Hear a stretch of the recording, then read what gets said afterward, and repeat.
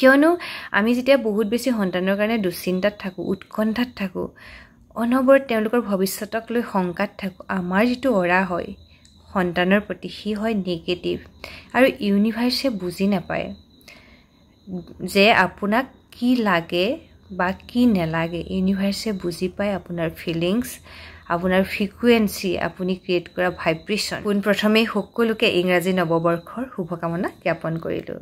কালি এটা পোষ্ট দিছিলোঁ যে কালিলৈ পৰা নৱবৰ্ষৰ 1 তাৰিখৰ পৰা 66 ডেইজৰ লভ এট্ৰেকশ্যনৰ কিছুমান ৰিচুৱেল আৰম্ভ কৰিম। যিসকল আগ্ৰহী মাতৃ তেওঁলোকে জইন কৰিব পাৰে।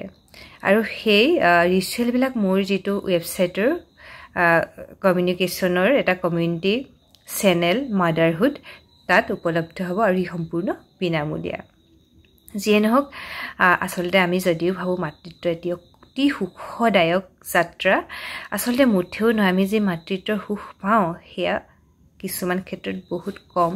তাৰ তুলনাত উৎকণ্ঠা, দুশ্চিন্তা, অনিশ্চয়তা এইবিলাকে আমাক হেঁচা মাৰি ধৰে। আৰু ময়ো আপোনালোকৰ পৰা পৃথক নহয় যে মোৰ সন্তান যদি কেনেবাকৈ টিউশ্যনৰ পৰা অহা 10 মিনিটো দেৰি কৰে, মই পদূলিলৈ তাঁত বাতি কৰা আৰম্ভ কৰি দিওঁ। আৰু এই এনেকুৱা স্বভাৱবোৰ আমাৰ কিয় গঢ় লৈ উঠে যে আমাৰ সন্তানৰ প্ৰতি থকা তীব্ৰ আসক্তি, তীব্ৰ স্নেহৰ কাৰণে। আৰু এই আসক্তি, তীব্ৰ স্নেহৰ পৰা আমিতো মুক্ত হ'বই লাগিব। নহ'লে কি হয়, আমি আমাৰ সেই তীব্ৰ স্নেহত, আসক্তিত অন্ধ হৈ আমি অনিচ্ছাকৃতভাৱে সন্তানৰ অপকাৰ সাধন কৰোঁ।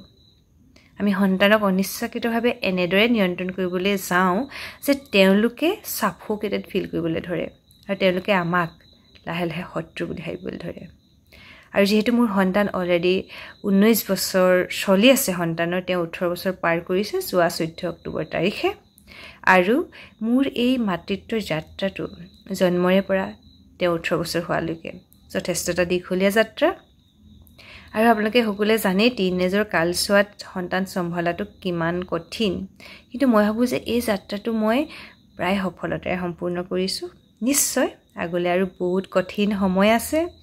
সন্তানক এষ্টাব্লিছ কৰিবলৈ বহুত কষ্ট কৰিব লাগিব নিশ্চয়, আৰু তাৰ পৰিকল্পনা দেখা যাব। কিন্তু এই যে মই 18 বছৰ বয়সলৈকে যিখিনি কাম কৰিলোঁ সফলতাৰে, সেইখিনি আপোনালোকৰ লগত শ্বেয়াৰ কৰিব বিচাৰোঁ।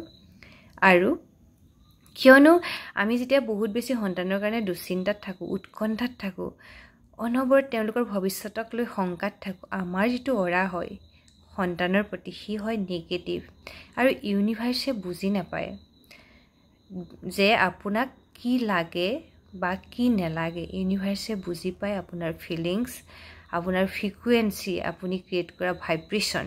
গতিকে আপুনি যদি সন্তানৰ প্ৰতি পজিটিভ ফিলিংছ নকঢ়িয়ায়, আপোনাৰ যদি আৱেগ ধনাত্মক নহয় আৰু আপুনি যদি ইউনিভাৰ্ছত পজিটিভ ফ্ৰিকুৱেঞ্চি ক্ৰিয়েট কৰিব নাজানে, আপোনাৰ জীৱনলৈ এনেকুৱা ঘটনা আকৰ্ষণ কৰিব যিবিলাকে আপোনাৰ দুশ্চিন্তা বঢ়াব, উৎকণ্ঠা বঢ়াব, নিগেটিভিটি বঢ়াব।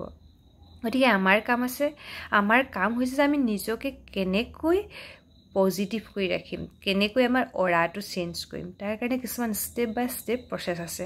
আৰু তাকে মোৰ কমিউনিটি চেনেলত কালিলৈৰ পৰা উপলব্ধ হ'ব আৰু 66 ডেইজৰ কাৰণে। কিয়নো আমাৰ এটা হেবিট গঠন কৰিবলৈ, অভ্যাস গঠন কৰিবলৈ NLPৰ মতে, নিউৰো লিংগুইষ্টিক প্ৰগ্ৰামৰ মতে যে প্ৰায় 66 ডেইজ লাগে। চক আমি ৰাতিপুৱা শুই উঠি বিচনাখন ঠিক কৰা, গা ধোৱা, এইবিলাক কথাৰ কাৰণে আমি চিন্তা কৰিব নালাগে, আমি কনচিয়াছলি ভাবিব নালাগে। আমাৰ ছাবকনচিয়াছ ব্ৰেইনত প্ৰগ্ৰাম হৈ থাকে। গতিকে আমি সন্তানৰ কাৰণে পজিটিভ ফিল কৰি থকা, তাকো আমি ট্ৰেইন কৰিব লাগিব যাতে সি আমাৰ ছাবকনচিয়াছত প্ৰগ্ৰাম হৈ যায়। তাৰো কিছুমান ষ্টেপ বাই ষ্টেপ প্ৰচেছ আছে। গতিকে যিসকল আগ্ৰহী কালিলৈ পৰা মোৰ কমিউনিটি চেনেলত উপস্থিত হ'ব। মই মোৰ ফেচবুক পেজত তাৰ প্ৰতিদিনে লিংক দিম আৰু কালিলৈ যিখিনি ৰিচুৱেল দিম সেই ৰিচুৱেলখিনি আপোনালোকে সম্পূৰ্ণ 1 সপ্তাহ কৰিব। প্ৰতি সোমবাৰে মই ৰিচুৱেল দিম, তাৰ লগত আপোনালোকৰ এক্টিভিটি থাকিব, কি কৰিব লাগিব। খুব বেছি 10 মিনিটমান সময় লাগিব।